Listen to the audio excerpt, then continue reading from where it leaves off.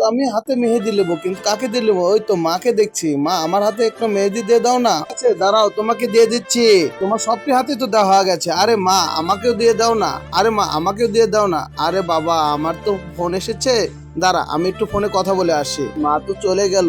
আমার ছোট দুই বোন তো অনেক মন খারাপ করে বসে আছে, আমি একে একে নিয়ে নিলাম। আরে আমার ছোট দুই বোনের তো মন খারাপ হয়ে গেল। আরে বোন, এইখানে বস।